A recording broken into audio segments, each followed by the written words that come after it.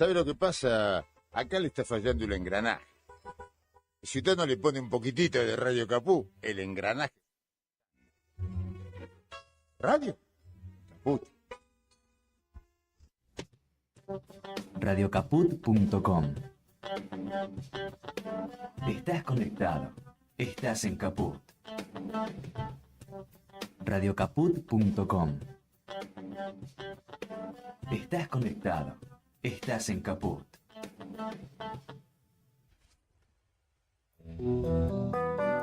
La lupa mágica de la palabra, donde se nos asoman los de las teclas y nos proporcionan un pedazo ya.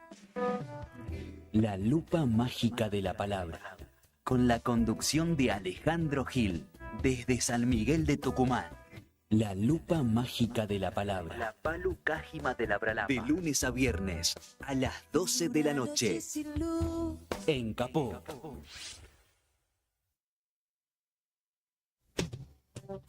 Radiocaput.com. Estás conectado. Estás en Caput.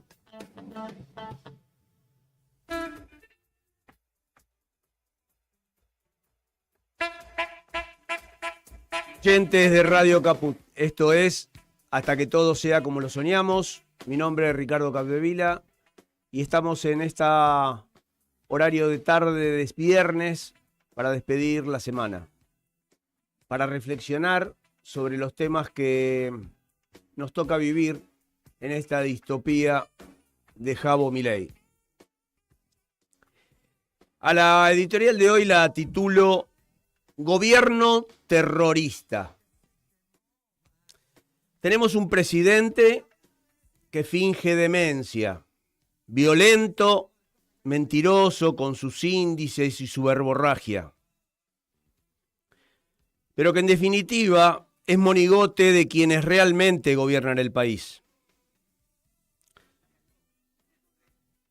Dice que quienes piensan en contra de su modelo de destrucción son terroristas. Los acusa con calificativos absurdos y violentos. Nos acusa con calificativos absurdos y violentos.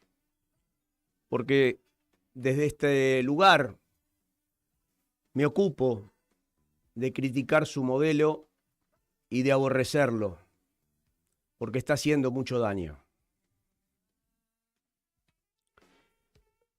Si bien no es algo a lo que no estemos acostumbrados de este mamarracho, se suma a lo que viene haciendo este gobierno desde el tema de seguridad, con la criminalización de la protesta, con la estigmatización de quienes protestan. Y las recientes declaraciones de Marco Rubio hacen que esto se ponga peor. Vamos a ir con el video número 9, en donde Marco Rubio deja claro quién es el enemigo para él, y como es parte de quienes nos gobiernan, me preocupa. Vamos con el video. Sin embargo, durante demasiado tiempo nuestra doctrina antiterrorista ha tenido un punto ciego.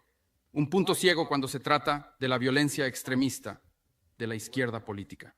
Incluso hoy, la sola idea de que el terrorismo de extrema izquierda pueda ser una amenaza seria se trata como un delirio de la derecha. Tenemos centros de investigación, becas, revistas y consultorías, con el entendimiento implícito entre ellos de que el único tipo de violencia política que era una verdadera amenaza para nuestro sistema, que solo un tipo de violencia política era una verdadera amenaza para el sistema. Tanta gente en posiciones de poder ha descartado repetidamente actos de violencia e incluso de terrorismo como formas legítimas de expresión política, siempre y cuando sirvieran a una causa de izquierda. Y hoy nos enfrentamos a una nueva ola de este viejo mal. Aquí en los Estados Unidos, la proporción de atentados y complots terroristas de izquierda ha aumentado a niveles no vistos en décadas. Ahora, yo me pregunto si la ideología ya califica como terrorista, yo creo que la derecha que patrocina este tipo necio y cínico que acaba de hablar, Marco Rubio, es mucho más terrorista. Igual que las medidas de gobierno que implementa el modelo de Milei generan terrorismo, generan violencia, desprotección, desamparo. Los despidos, los sueldos a la baja respecto de una inflación dibujada,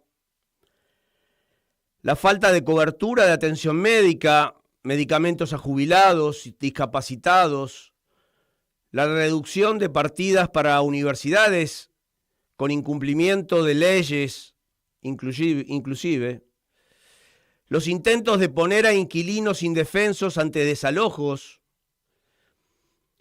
el desinterés por el endeudamiento familiar aduciendo que es un problema de privados, eso es terrorismo. Eso es darle inestabilidad al ciudadano. ¿Cuál es la tarea de un gobierno? ¿Desestabilizar a la familia? ¿Desestabilizar al trabajador?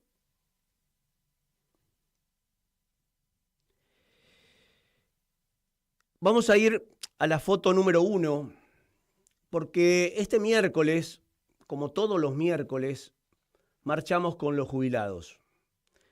Pero en un evento o una performance de artivismo, se hizo una recorrida con el tema de genocidio silencioso por la muerte silenciosa, porque en realidad sus certificados de defunción dirán paro cardíaco, insuficiencia cardíaca, pero muchos de los adultos mayores que se están muriendo, al igual que muchos menores por desnutrición, es por el ajuste despiadado e inhumano del mamarracho que tenemos como presidente. En la foto que ustedes ven, la performance es de personas disfrazadas con un mameluco, con una máscara, portando carteles de denuncias de distintos reclamos, de falta de medicamentos, de falta de poder adquisitivo, por lo que son motivos de estas muertes silenciosas que evidencian la falta de humanidad que tiene este gobierno respecto de los vulnerables. Pero a esto también le sumamos desregulaciones en tasas bancarias para cobrar intereses usurarios, en donde las aplicaciones hoy están cobrando el 300 y 400% de interés. Ya muchas familias acuden hasta prestamistas usurarios del barrio, entre los que incluimos a personas que se dedican a delinquir, porque ya no tienen a quién recurrir. Ya los bancos no lo financian y las aplicaciones tampoco, porque ya las aplicaciones les requieren con los intereses más pago de lo que tienen ellos como ingreso. Pero las regulaciones no son solamente de las tasas, sino también de regulaciones de precios, con lo cual, ante poco ingreso no incrementado, pagar medicina prepaga, pagar una cobertura, pagar medicamentos, los aumentos de servicios esenciales como el agua, la luz, el gas, combustibles, telefonía. Todo eso impacta en un bolsillo cada vez más chico por efecto de la recesión provocada por la aniquilación del poder adquisitivo. Pero los discursos del mamarracho de Milei habla de mentiras, porque en realidad habla de que el poder adquisitivo de los informales aumentó un 40%. A ver, me gustaría que le dé una explicación de cómo mide el ingreso informal. No hay forma de medir el ingreso informal. Y eso lo promedia con la baja del ingreso formal para simular un aumento más allá de la inflación. Pero no solamente miente en eso, también miente cuando dice que lo que se hablan de las empresas que cierran, no se habla de las empresas que abren, como si el dato de las empresas que cierran no estuviera ya neteado con las que abren. Hasta tienen la idiotez, porque yo no creo que los que aplauden ese discurso tengan alguna razonabilidad a la hora de aplaudirlo, si no lo aplauden como aplauden a un chistoso o a un showman. Lo aplauden sencillamente porque quieren que siga con ese ajuste porque se están beneficiando. Pero no por lo que dice, porque realmente decir que las empresas que cierran son de una persona y las que abren son de 10. Totalmente ridículo el discurso. Javier, esto es terrorismo, no lo que dice Marco Rubio con la izquierda. Esto es terrorismo. Ahora vamos a ir con el video número 6 de una cadena de farmacias que cierra en Santa Cruz y donde algunos de los trabajadores tratan de hablar o decirle algo, miren en qué condiciones, a los dueños. Vamos con el video.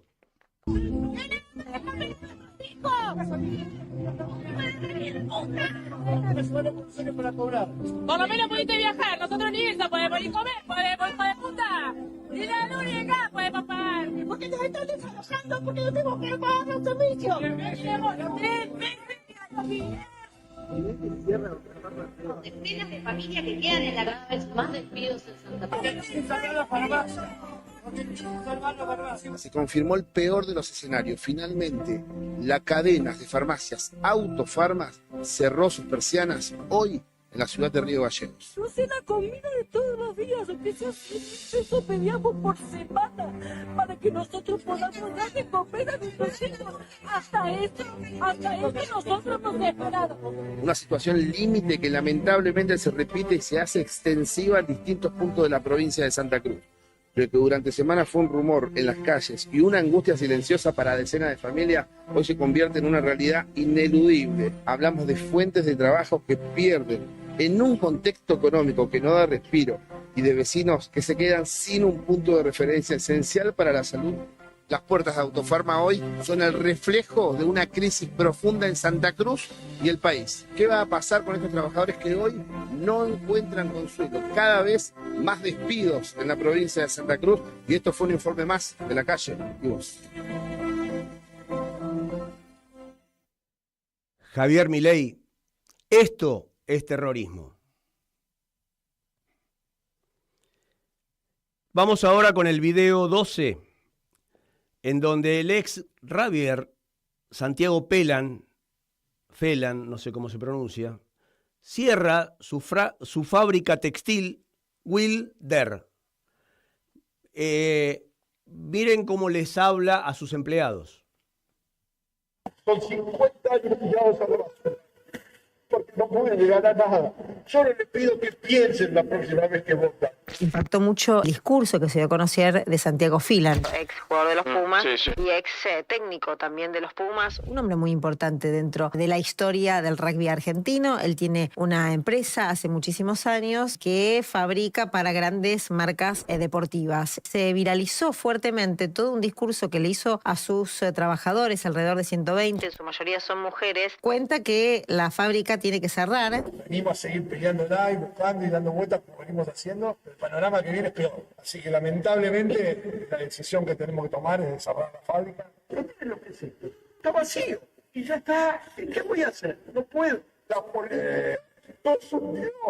Los interpela también a los trabajadores pensando en el futuro. En el medio se escuchan llantos de gente que se queda sin trabajo, de madres que son madres de familia, padres de familia, y que hizo un descargo de este momento donde hace referencia directo a la apertura de las importaciones, y Santiago Filan dice directamente: esto nos llevó a la ruina. La verdad que generó mucho impacto en el mundo deportivo también, pero sobre todo en el mundo de las redes, porque aparentemente es algo que le grabaron a él mientras estaba hablando. No creo que haya tenido la intención de hacerlo público. Se nota, ¿no?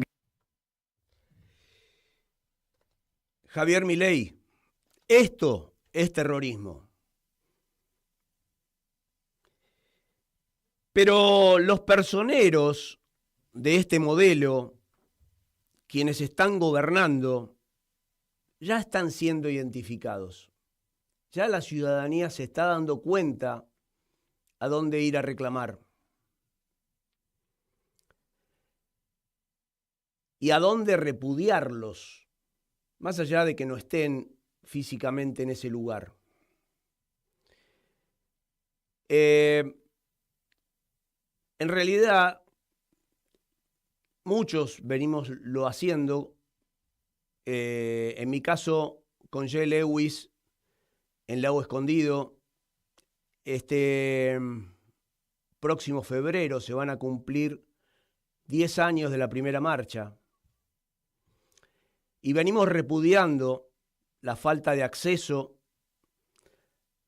la ilegalidad de la adquisición de ese lugar a través de una sociedad de argentinos que fue traspasada sus acciones al grupo que representa Joe Lewis. Pero en este caso fueron muchachos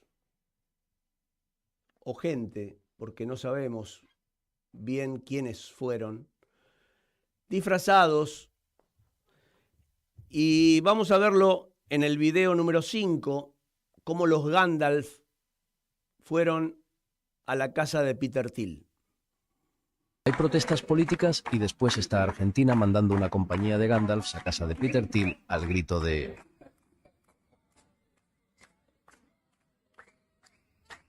Los magos se plantaron frente a la mansión que Thiel compró en Palermo Chico, desplegaron un gigantesco You Shall Not Pass y remataron la liturgia con una canción dedicada al tecno oligarca.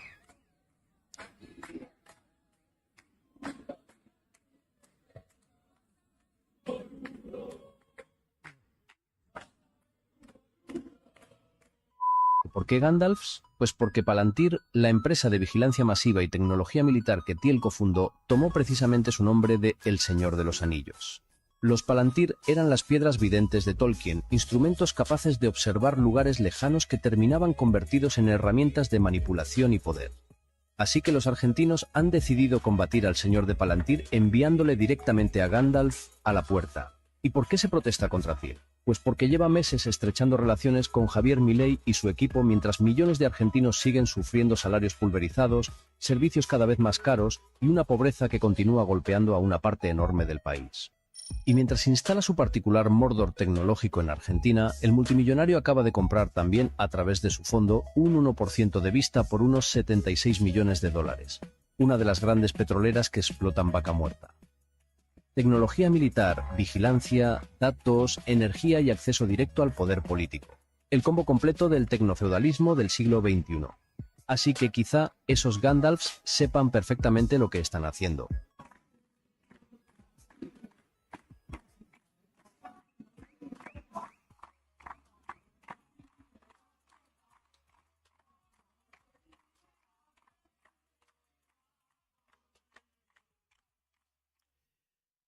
Bueno, queda claro que este tipo de manifestaciones es el camino que tenemos como ciudadanos para reclamar, dado que no tenemos representación política ni en el Congreso, ni tenemos una justicia que nos repare el daño, que considere como contrapeso de los otros poderes para defender los derechos de los ciudadanos. Entonces, tendremos que salir a la calle, tendremos que reclamar, de la misma manera que lo hicimos el 6 de agosto contra la ley de tierras.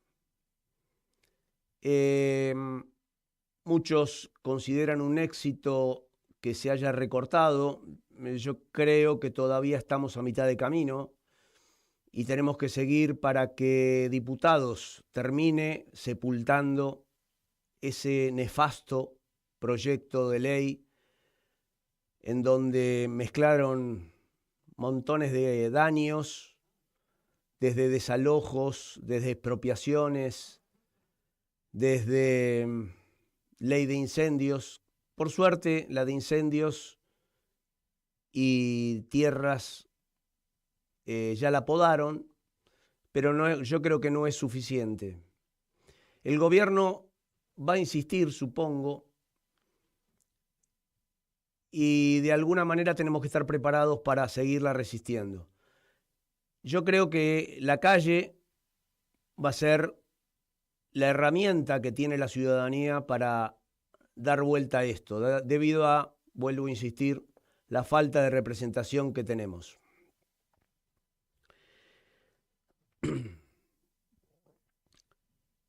Y para las elecciones del año próximo, le hablo a la militancia, ya que la dirigencia debería representarnos, está ocupada peleando por un silloncito, por un carguito, y prefieren que terminemos optando por el menos malo. Ellos no tienen problema, ellos seguramente, como no va a haber otros, se quedan tranquilos porque piensan que vamos a seguir votando al menos malo. Yo creo que están en un error. Cada vez va a haber menos gente que vaya a votar.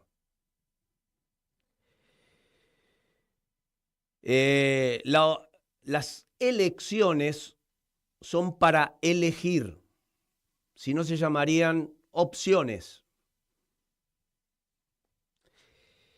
Ahora, los peligros que tenemos o los que vamos a transitar son la manipulación en redes, pero también el recuento de votos electrónico, que, como vengo diciendo en distintos programas, estará a cargo de una empresa israelí.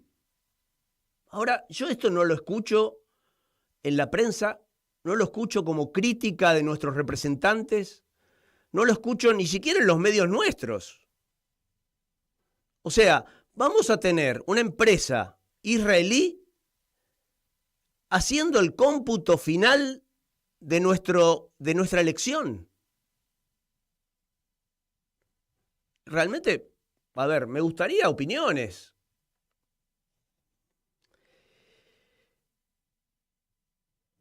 Vamos a ir con el video número 2, en donde la inteligencia artificial puede ignorar la voluntad popular.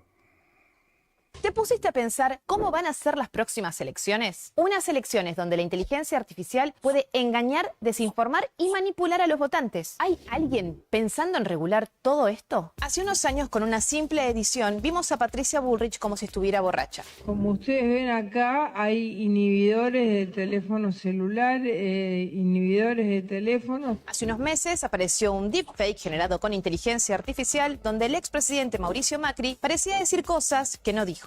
Quería contarles que tomé la decisión de bajar la candidatura de Silvia Los Penato. Al problema de los videos falsos se le suman las granjas de bots, donde puede manipular el discurso de manera automatizada, como ocurrió en la estrategia digital de Javier Milei en la campaña 2023. Entonces, ¿qué está pasando en otros países? En Colombia, durante las últimas elecciones, la inteligencia artificial generativa inundó las redes sociales, especialmente en campañas dirigidas por la derecha. Pero Brasil, que vota en octubre, decidió anticiparse. Bajo el gobierno de Lula da Silva, este es el único país de América Latina que ya cuenta con una regulación para enfrentar la desinformación generada con inteligencia artificial en procesos electorales. Firmó un acuerdo con OpenAI, Anthropic y Eleven Labs para combatir la desinformación. También con WhatsApp, Instagram, Google y otros que se comprometieron solo a mostrar información oficial y a no difundir contenido falso. Además, modelos como ChatGPT tienen prohibido recomendar candidatos durante la campaña y existen multas tanto para candidatos como ciudadanos que difundan contenido sintético cercano al cierre de la votación. Mientras otros países ponen límites y pensando en las elecciones del año que viene, ¿cuál es el plan de Argentina? Pregunto a nuestra dirigencia, ¿cuál es el plan que tenemos? Obviamente no queremos que haya fraude en las elecciones. No queremos que manipulen las elecciones. ¿O a eso vino Peter Thiel? Me gustaría que de alguna manera algún candidato, algún dirigente se ocupe del tema y hable con la ciudadanía, lo informe. Pasando a otro tema, como tratamos ya en otras oportunidades, el tema del puerto de Quequén,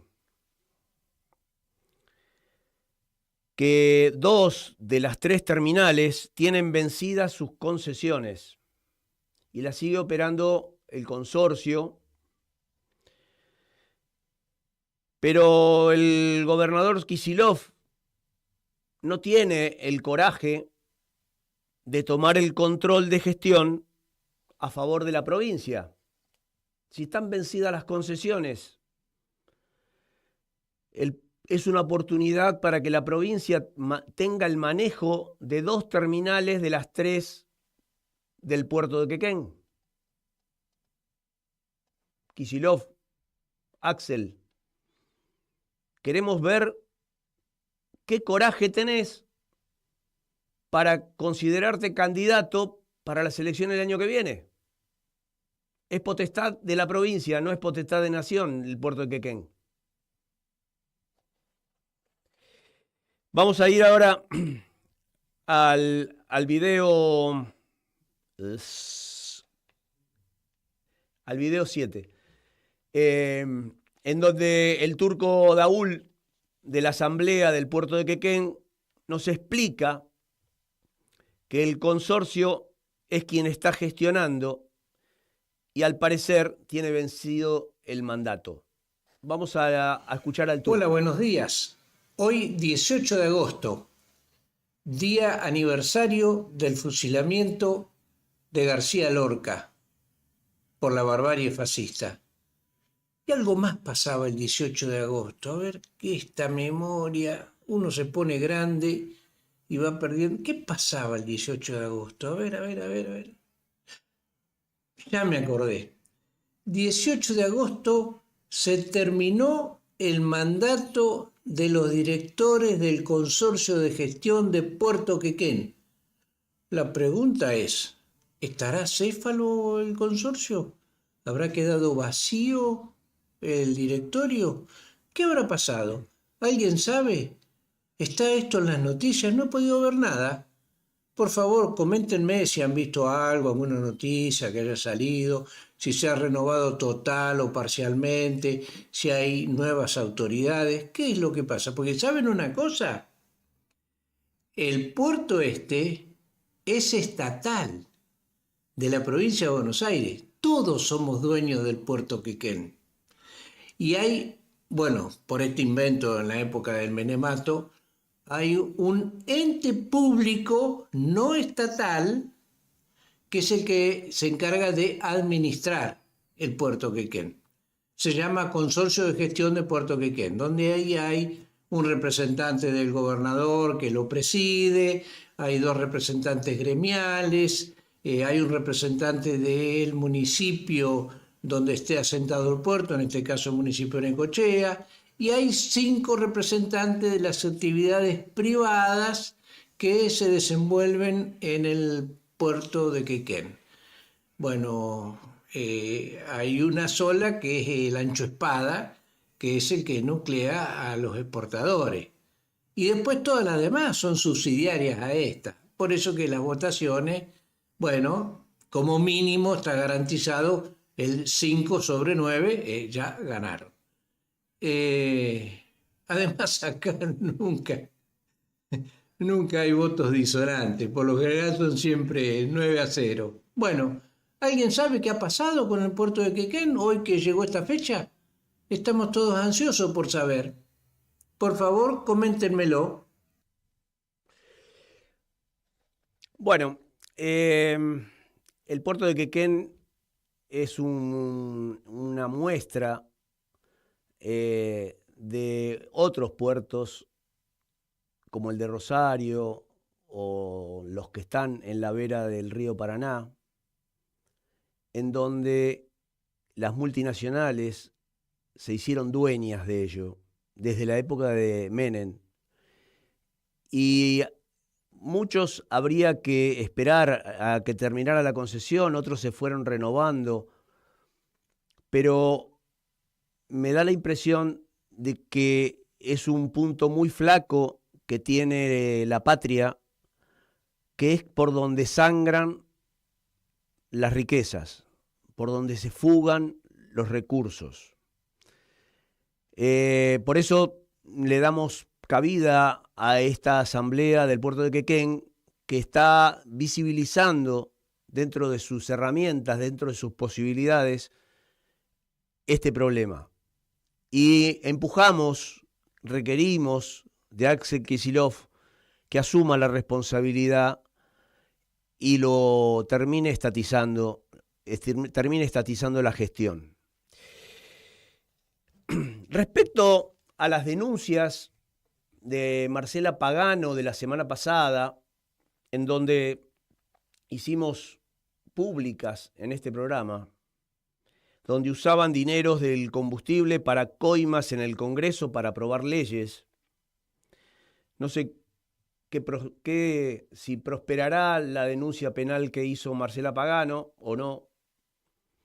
Se suman las declaraciones del vocero Ravier, que usan los fondos para el escolazo y mantener la ficticia estabilidad. Vamos con el video número 8.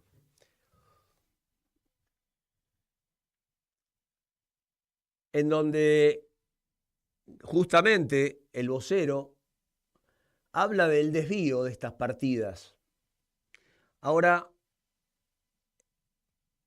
vamos al video.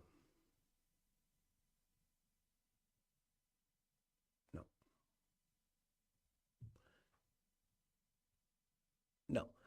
Bueno, de todas maneras, es muy cortito el video. Si no sale no hay problema, porque en realidad lo que dice está justificando que esos dineros transitoriamente se usan para el escolazo, pero que a las rutas no llegan. Mientras justamente no hay mantenimiento de las rutas, no hay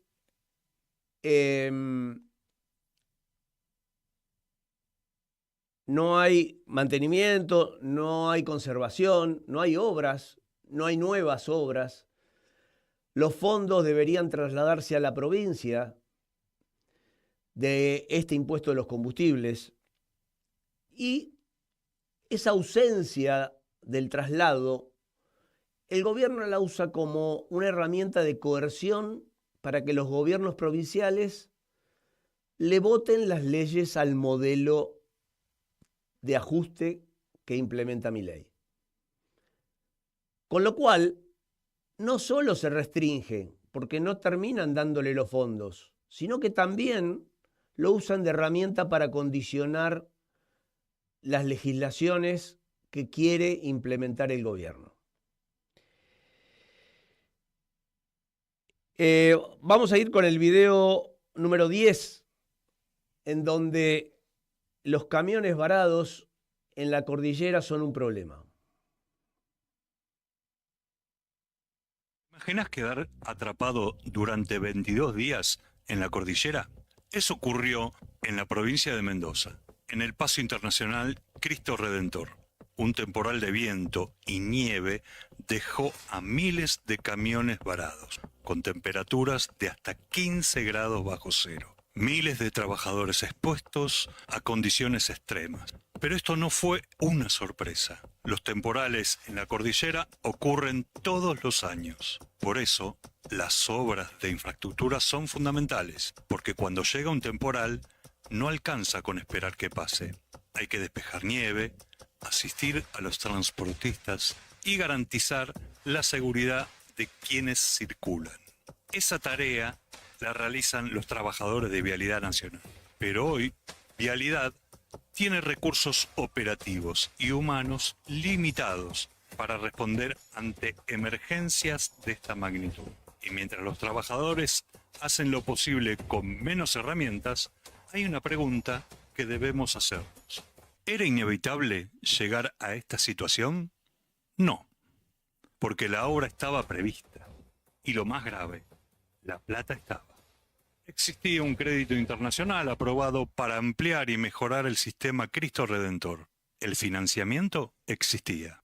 El proyecto existía. La necesidad existía. Pero la obra no se hizo. El gobierno decidió no ejecutar esa inversión y priorizar otros objetivos por encima de una infraestructura estratégica para la producción, el comercio y la seguridad.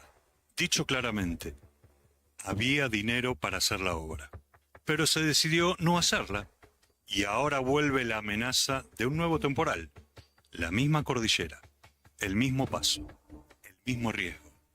Porque cuando el Cristo Redentor se cierra, no se afecta solamente Mendoza, se afecta Argentina, se afecta Chile, se frena el comercio, se pierden millones de dólares y miles de personas quedan expuestas. Entonces la pregunta vuelve a ser, si sabemos que esto ocurre todos los años, si la obra era necesaria, si el financiamiento existía, ¿por qué no se hizo? El temporal es natural. La falta de obras es una irresponsabilidad evitable. Porque no podemos evitar que nieve. Porque si podemos decidir si tenemos la infraestructura necesaria para enfrentar estos fenómenos, las obras se hacen antes. FEPEVINA, Federación del Personal de Vialidad Nacional. Javier Milei, esto es terrorismo. Ahora, FEPEVINA, la Federación del Personal de Vialidad, elaboró un informe en donde el Estado financia negocios en las rutas. Más de 9.000 kilómetros de ruta están en camino a la privatización. O sea, no utiliza los fondos del impuesto a los combustibles para repararlas, pero las va a privatizar para evitar el pago, ofreciendo un negocio de peaje a los que sean los dueños. Un relevamiento elaborado por la Federación advierte que el gobierno avanza con un esquema que superará los 9.000 kilómetros de rutas nacionales concesionadas. El proceso se desarrolla en paralelo al ajuste de vialidad nacional, la paralización de obras públicas y el deterioro de la infraestructura vial. Este informe fue publicado el 23 de julio. El gobierno nacional continúa avanzando con su plan de concesión de corredores viales, mientras mantiene paralizada gran parte de la obra pública y profundiza el ajuste sobre la Dirección Nacional de Vialidad. Así lo sostiene un relevamiento elaborado por la Federación, FEPEVINA, que reconstruye el estado de un nuevo esquema de concesiones y alerta sobre el cambio de modelo en la administración de la red vial argentina. De acuerdo con el documento, el plan oficial contempla la concesión de 9.000 kilómetros de rutas nacionales distribuidos en distintas etapas, ampliando de manera significativa la participación privada sobre corredores estratégicos para el transporte, la producción y el comercio. La mentira libertaria habla de un Estado que financia los negocios de las rutas. Los propios pliegos de licitación revelan que el denominado esquema de inversión privada estará respaldado por recursos públicos.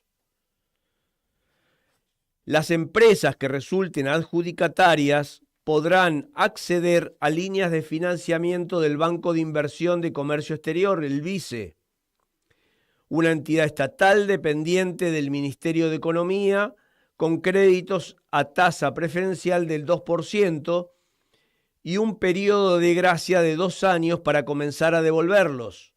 Me gustaría que este plan se lo dieran a las familias endeudadas, ¿no?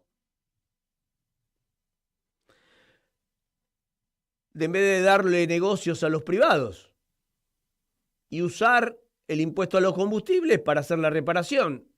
No hace falta financiación para hacer algo que está financiado con una ley. Durante ese tiempo, las concesionarias ya estarán habilitadas para percibir ingresos de cobro de peajes. El respaldo estatal no termina ahí. La documentación también prevé garantías otorgadas por el Fondo de Garantías Argentino, el FOGAR, otro instrumento financiado por el Estado que cubrirá parte del riesgo de las empresas privadas que asuman las concesiones. O sea, todo garantizado. ¿Qué garantía le dan a las familias que no tienen poder adquisitivo para pagar tarifas, que se endeudan, que muchos han perdido el trabajo? No. Es una cuestión de privados para el gobierno. ¿Y este negocio que te están dando a las concesionarias? Así, mientras el gobierno justifica la paralización de la obra pública por la falta de recursos y reduce el presupuesto de Vialidad Nacional, el mismo Estado aparece financiando y garantizando el negocio de las concesiones privadas. El esquema previsto en los pliegos traslada recursos públicos para respaldar emprendimientos privados, aun cuando el mantenimiento de miles de kilómetros de rutas nacionales continúa postergado.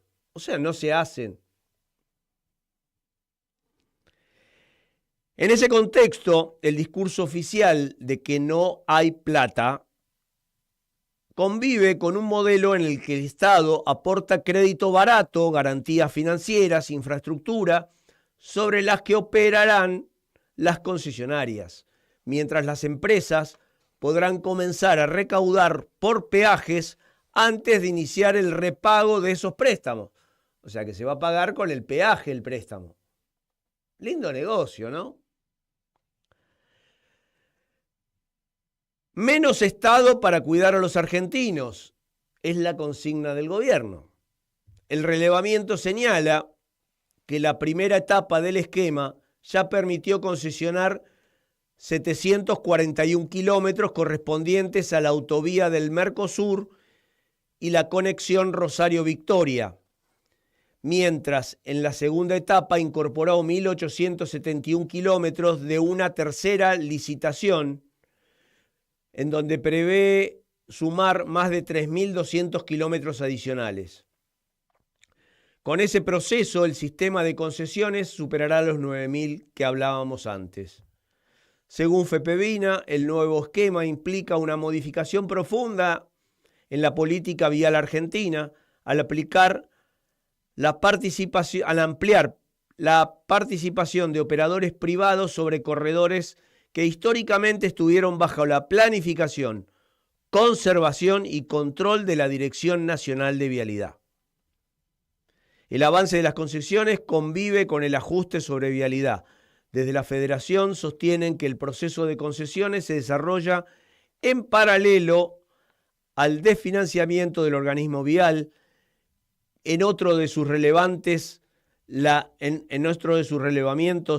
la entidad advirtió que Vialidad Nacional enfrenta una fuerte reducción de recursos, pérdida de personal técnico especializado y la paralización de programas de mantenimiento y seguridad vial. Un escenario que debilita la capacidad del Estado para conservar la red nacional de caminos. Para el gremio, el reemplazo de la inversión pública por un modelo basado en las concesiones privadas mantenidas por el Estado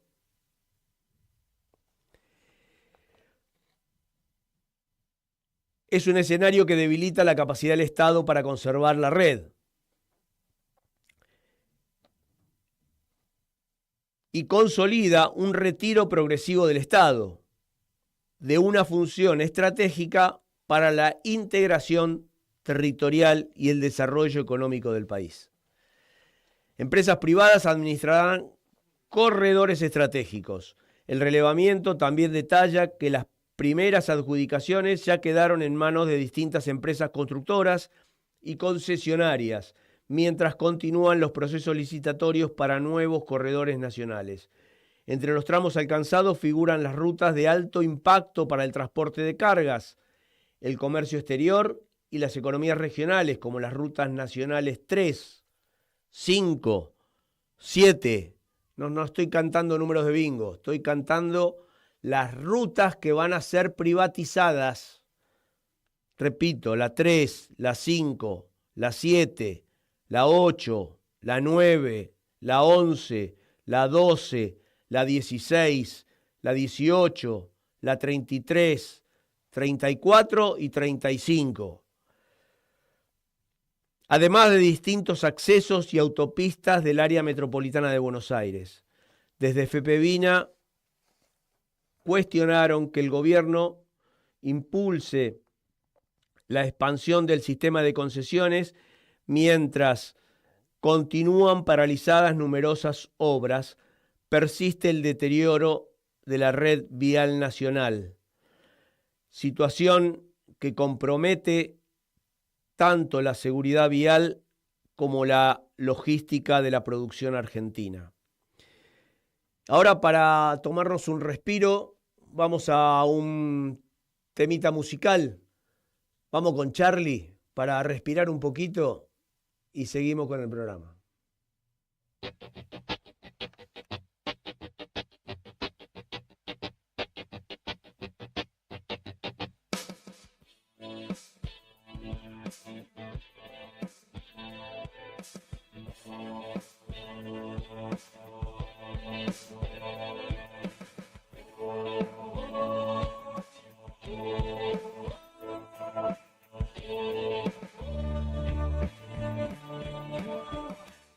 Yo quise finir de amar, yo quise más no había fin. Lo que yo quise encontrar estaba atrás y no aquí.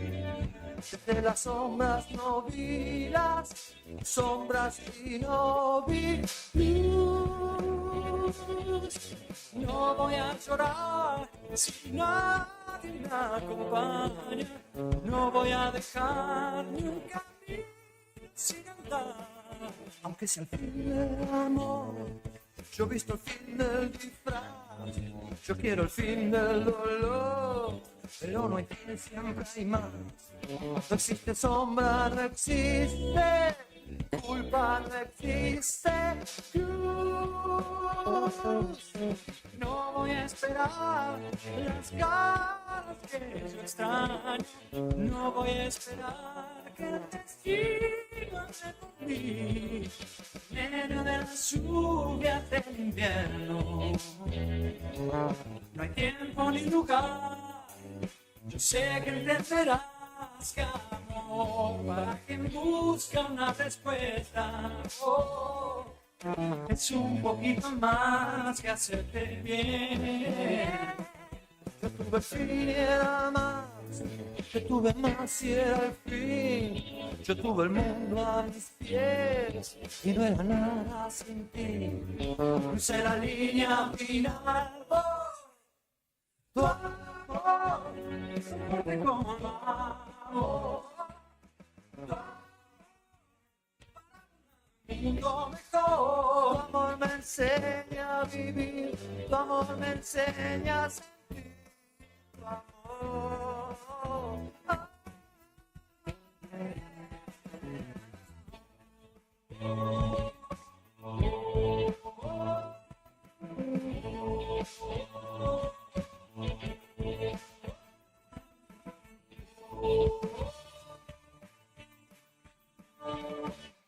Yo tuve el fin y era más, yo tuve más y era el fin, yo tuve el mundo a mis pies y no era nada sin ti. Seremos algo por nuestro.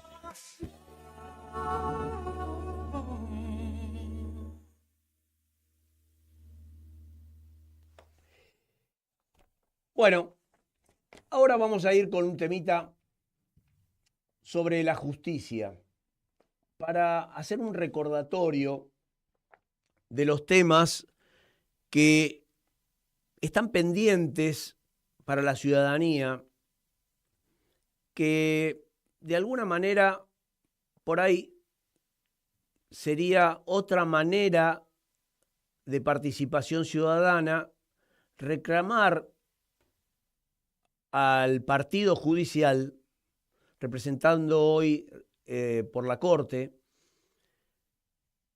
al acelerar algunas causas que deberían ocuparse.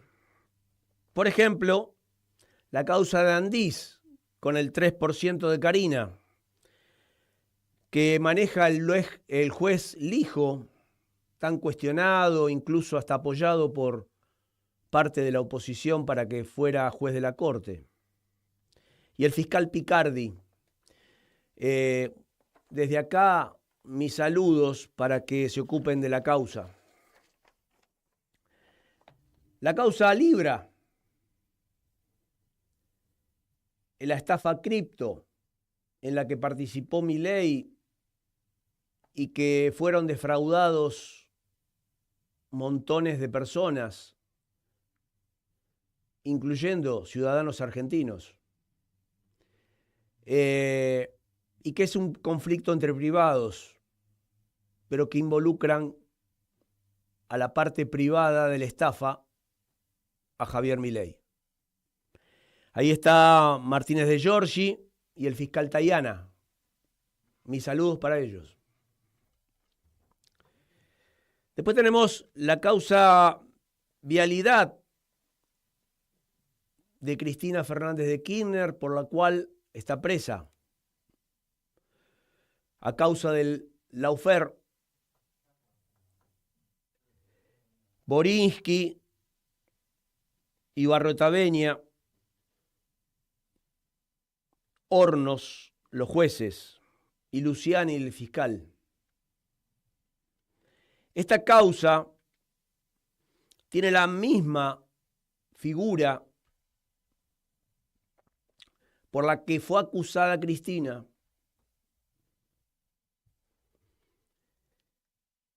por el supuesto desvío de fondos que Marcela Pagano está denunciando a Javier Milei. Intento de magnicidio de Cristina Fernández de Kirchner con Capuchetti y Rívolo en el top número 6. Mi saludo para ellos.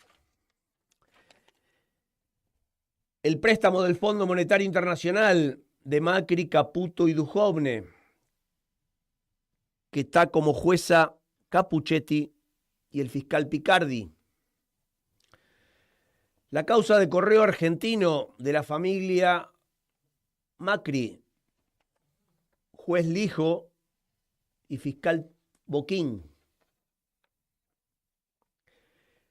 El hundimiento del Ara San Juan de Macri en el TOF de Santa Cruz,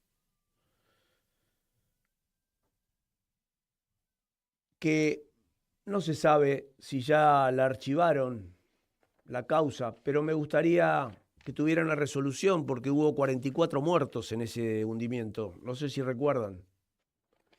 Para algunos que tienen memoria selectiva. Parques eólicos de Macri con Martínez de Giorgi y Tayano. Milagro Sala con 13 causas armadas, que está en la Corte Suprema, el TOF número 3 de Jujuy. Deuda de ANSES a la provincia de Buenos Aires, Corte Suprema.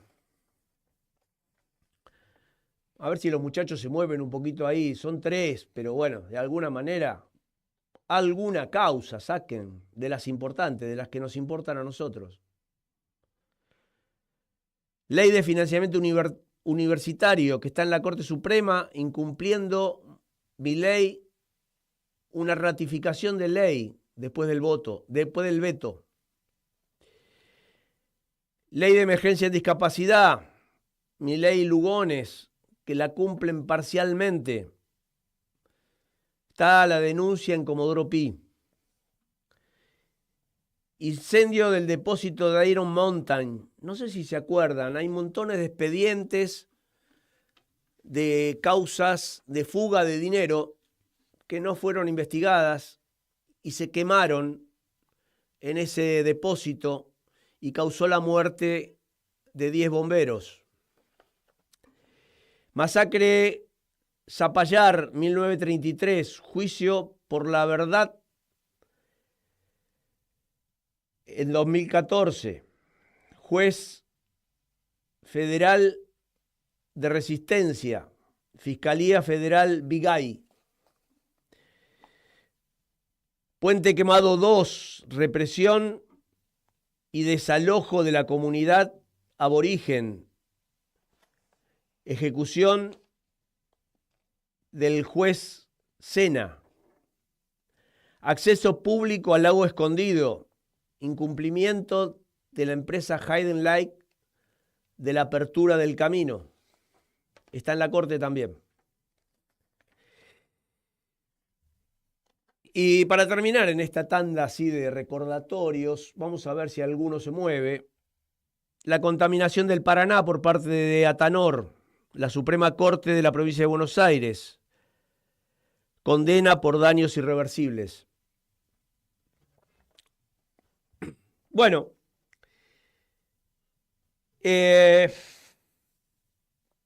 realidad vamos a hacer una síntesis de algunos reclamos que venimos haciendo. Reclamamos al gobierno de la provincia de Jujuy y a sus lacayos jueces que dejen libre a Milagro Sala, que siguen acosándola pese a su delicado estado de salud, evidenciando la típica doble vara con los genocidas del proceso que gozan de facilidades de una detención más humana. Como también pedimos la libertad de Cristina Fernández de Kirchner, que este sábado en San José 1111 a las 17:30 horas vamos a proyectar el documental Lago Escondido en la calle con pantalla LED para que de alguna manera también sea un apoyo a la libertad de Cristina a través de ese reclamo hacia el Lago Escondido, en oportunidad de la ley de tierras. Mientras mantienen la impunidad de quienes están de ese lado de la grieta, están presos quienes piensan diferente, para quienes queremos un país para todos, no solo para los cipayos fugadores sumados a los idiotas. Quiero aclarar la acepción griega de que no les importa más que su propio cuero, que los votan a estos cipayos.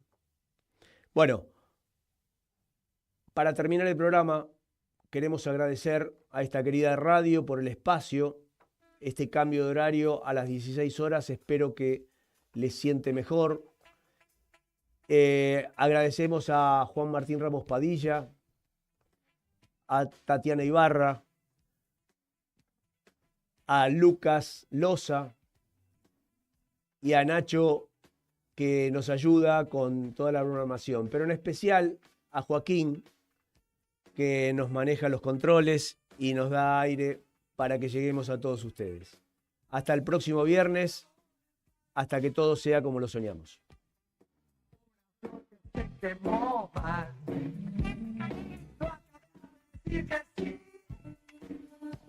Que se sacó el toque, me lo dejó a mí.